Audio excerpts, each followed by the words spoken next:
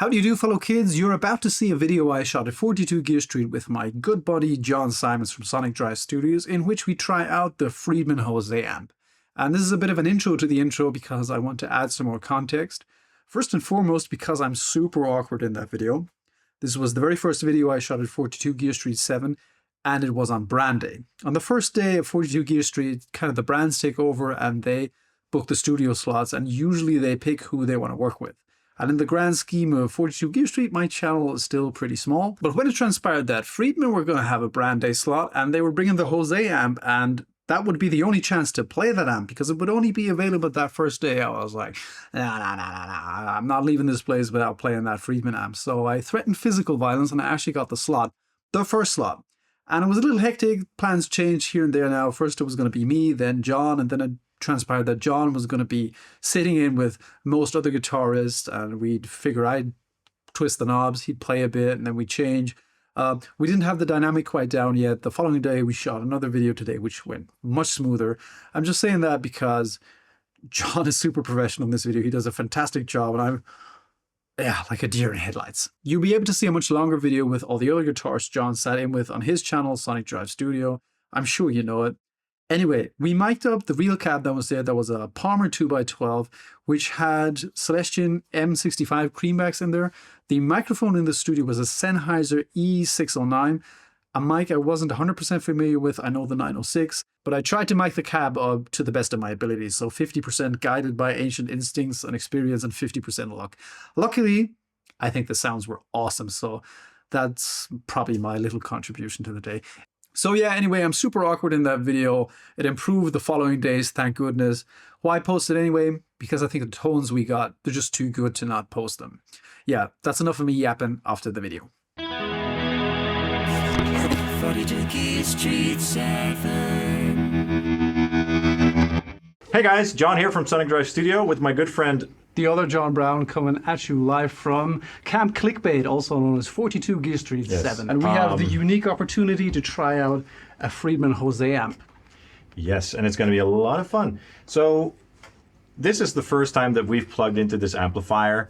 It's a little bit complicated. Well, it's not really complicated, but there are some switches that you sort of have to know, how they work in order to get the sound you want. So let's go over the controls so that everybody who's watching knows what this amplifier is capable of. In my opinion, the most important switch is this one here that switches between plexi and drive. And in plexi position where it is now, this acts just as a normal plexi, but with a master volume knob. I'm going to let you guys hear how it sounds. By the way, we are also using Friedman guitars. Check out these beautiful guitars. Really cool guitars. And they sound killer too, but you'll hear that. So let's start what we have going on now.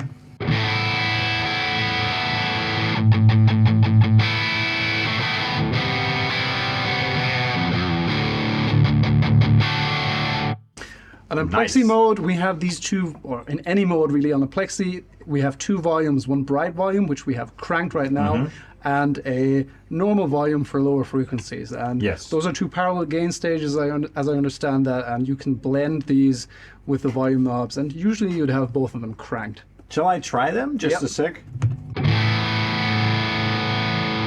So this is with the first volume cranked, which is the bright gain, basically. Let me just see what happens if we lower that. Just okay. So it cleans up, but of course it's pretty bright. So if you want a thicker clean tone, you add the normal in there, just like a plexi, right? So if we want more gain, let's crank up.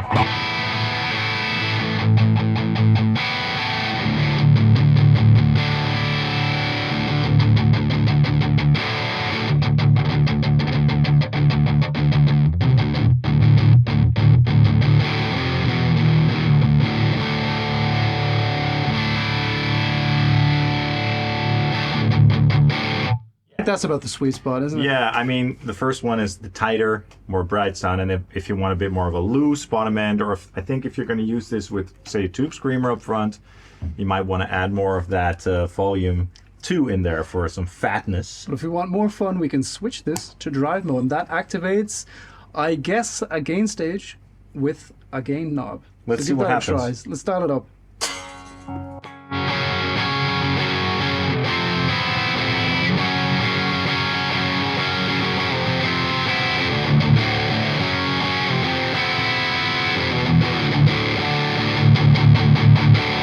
What happens if you switch that on and off?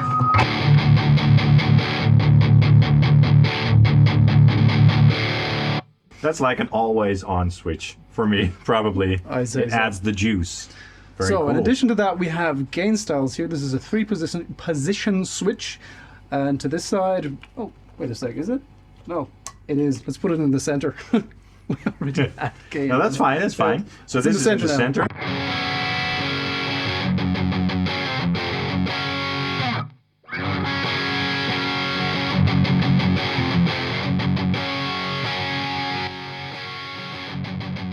So to the right, it adds the diode clipping. I think there's diode clipping on both sides of that, isn't it? Just different diodes, yeah. Okay. So, but this lowers the volume as you would have, let's say, on a Friedman B100. And when you engage the SAT switch, you also get like the volume drops a little bit.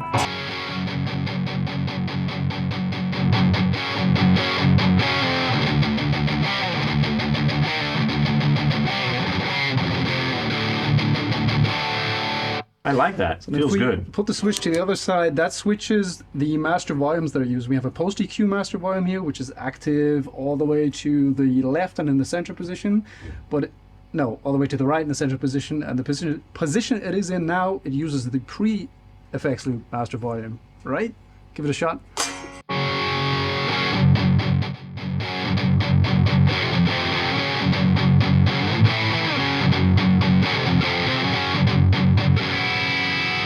Isn't that pre-tone stack though? Yeah, it's pre. Yeah. What did I say?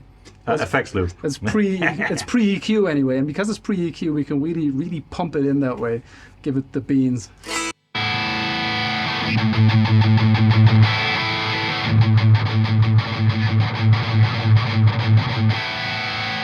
Cool. What else is in? There's a fat switch. For fatness.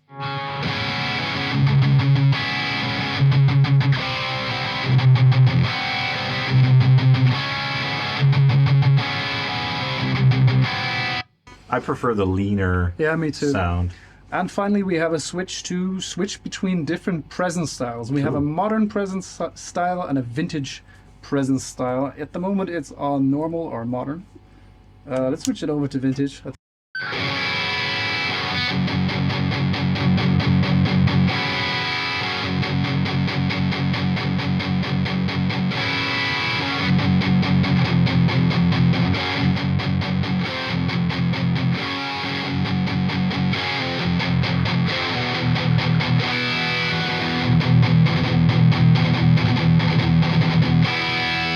Affects the negative feedback quite a bit, doesn't it? Really noticeable. Yes, it does. So it also, in layman's terms, it affects the volume a little bit. So when you switch between them, I did hear a little bit of a volume difference as well. Well, because the negative feedback feeds signal from the power amp into the front, it cancels out certain frequencies due to phase cancellation. So that's why the volume will drop as well. And that's why John is here along with me. Useless commentary. So the tone stack I have like a Plexi, 20-watt Plexi, or on all vintage Marshalls, I think that they're very subtle. Let's try the tone stack. Just if you can twist some knobs, just see Always. what that does.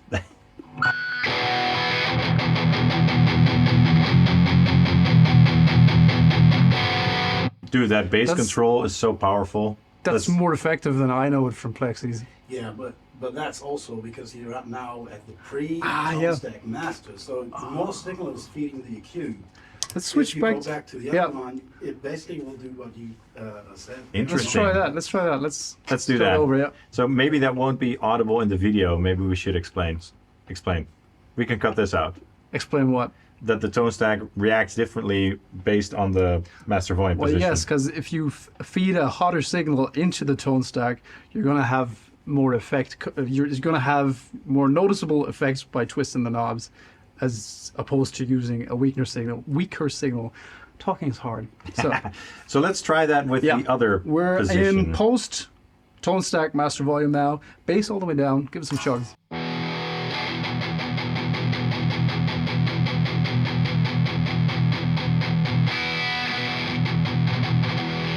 can not twiddle doing that much at knob all you want. Yeah. Let's try the mids.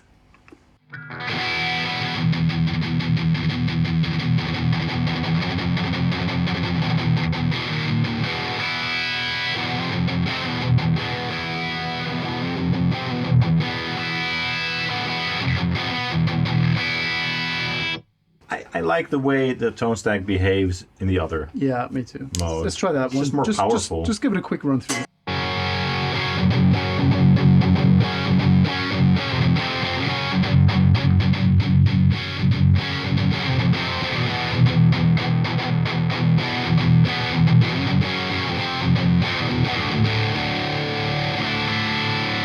Difference is not subtle, isn't it? It's a huge difference between Yes. The pre-tone stack master volume, post-tone stack master volume when it comes to the effectiveness of the EQ controls. I'm surprised about that, to be honest. How does it sound to your ears, just in general?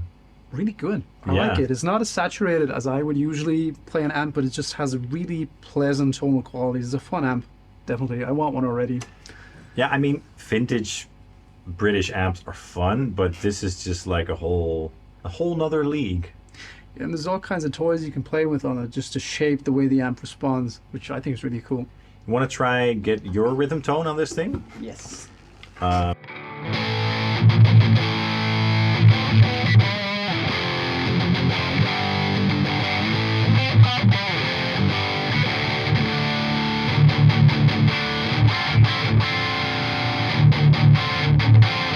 Can you play one of your signature riffs for me?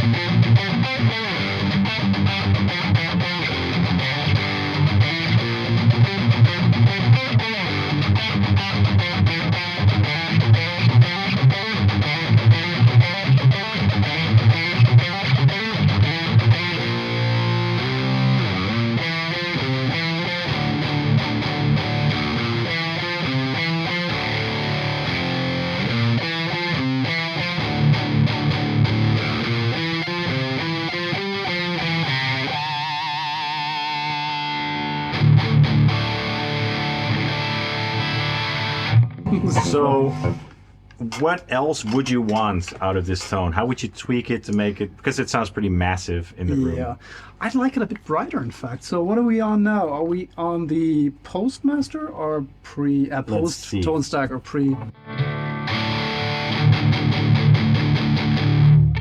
So that's the nastiest we have.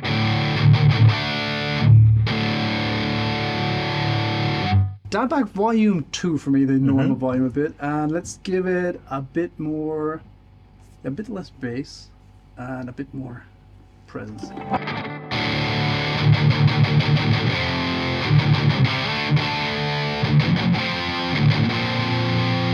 Why don't you just do your thing. Do you do what you want to do with my tone.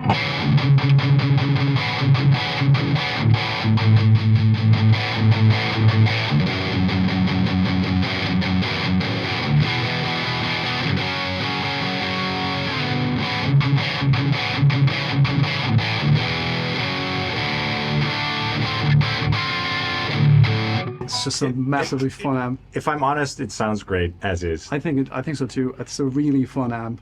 I think for this volume, we're kind of maxing it out in terms of the amount of gain, probably, Yeah. but this is enough gain, I think. Yes, and we can't crank the living hell out of it in this room, unfortunately. Yeah. It'd be fun to see how it reacts when it's really loud, but I'd like to note that it sounds really nice at kind of bedroom volume. Yes. Like this is almost it's almost a conversation volume the way we're playing it right now. And good luck with the vintage Plexi, Yeah. if you want to do that without good some master sort of volumes. attenuator or something. Yeah. Awesome. I don't know. Do we have anything more to say? Thank you so much for being you. Oh, you're sweet. Thanks for doing this with me, and thanks to the folks from Friedman for letting us try this wonderful amplifier. Yeah. Thanks. Cheers. Bye-bye. And there I was being awkward again. John was being so nice and kind to me, and I'm just like a deer in headlights. What the hell is happening? And couldn't even reciprocate the nice words he said to me there. So I'm going to use this chance. Thank you, John, very much for having me in with you. It was a lot of fun. You're an awesome guy. I can't thank John often enough. I'm pretty sure he lobbied Henning a fair bit to have me in there. So thanks, John. Hope you enjoyed the video. Stay tuned for more 42 Gear Street 7 content coming quite soon. Probably. Maybe. Definitely, maybe, probably. Whatever. Yeah. Bye.